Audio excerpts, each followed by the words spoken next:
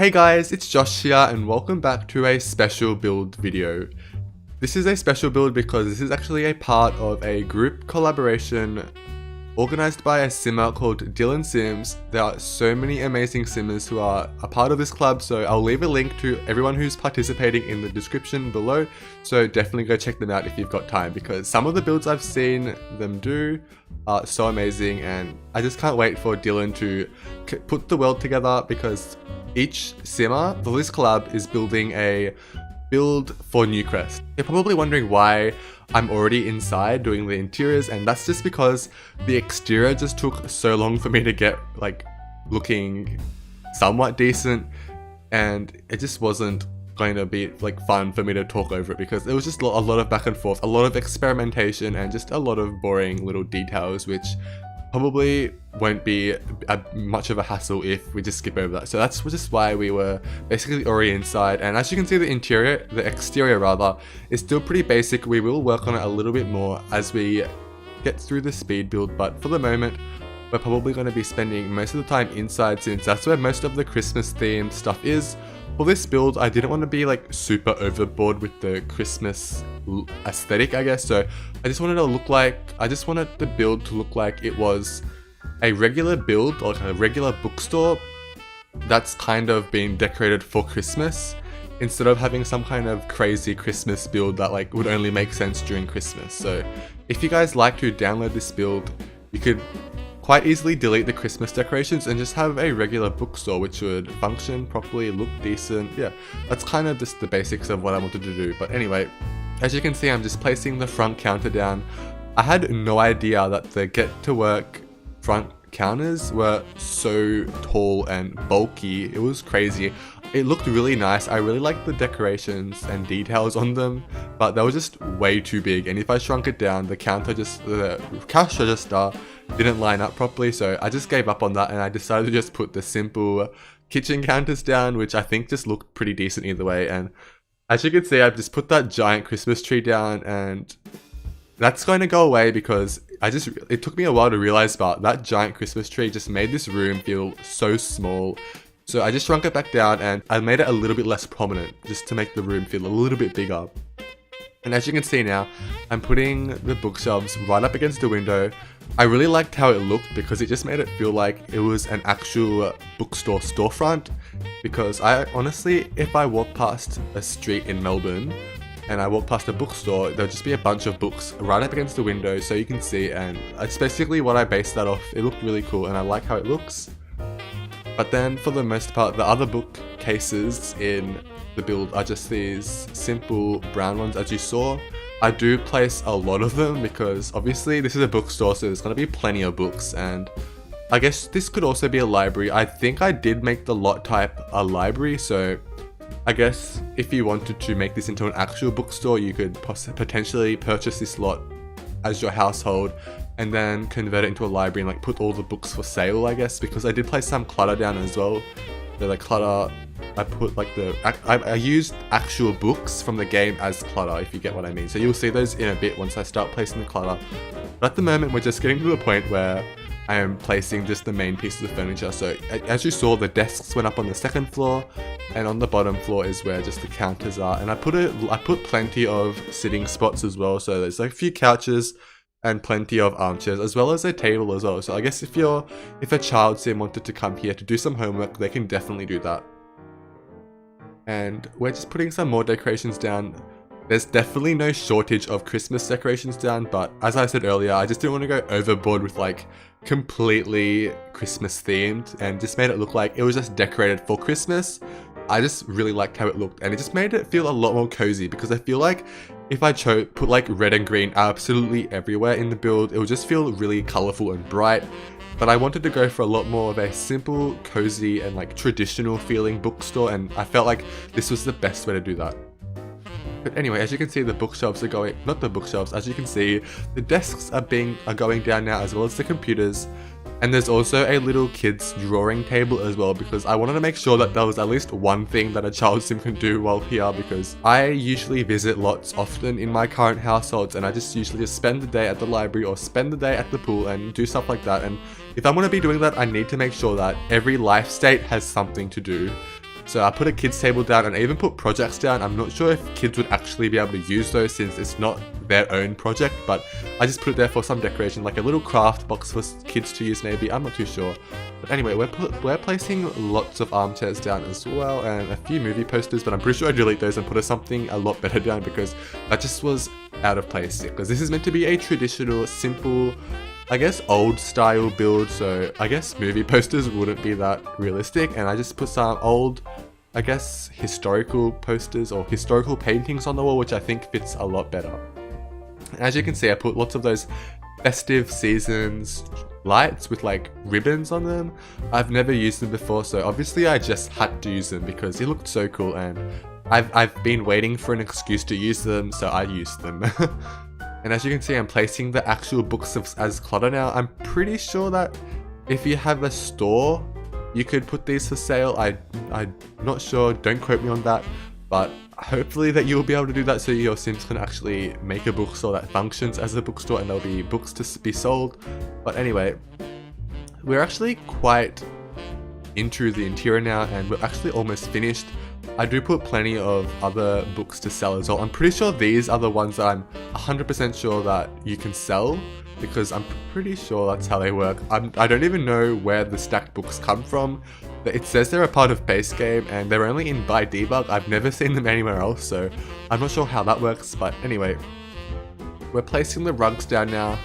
And after the rugs, I think we place a little bit more clutter down and we actually move to the exterior a little bit because there's actually also a second building on this lot behind the library, which is actually a cafe area. So I guess if your Sims buy a book here, they could possibly go to the cafe just to spend their lunchtime and maybe start reading their book. That's an idea because I wanted to have, as well as a library, I wanted to have a cafe place as well. So I would have liked to include it in the actual library itself, but I felt like it was just going to be a little bit difficult because this building was pretty big from the outside to begin with and I didn't really want to make it any bigger.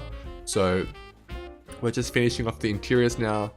I do place for some presents here and there, obviously since this is a Christmas themed build, so there has to be some presents and gifts. I guess there must be some kind of like raffle going on so that if you win, you'll be given a few of these presents maybe.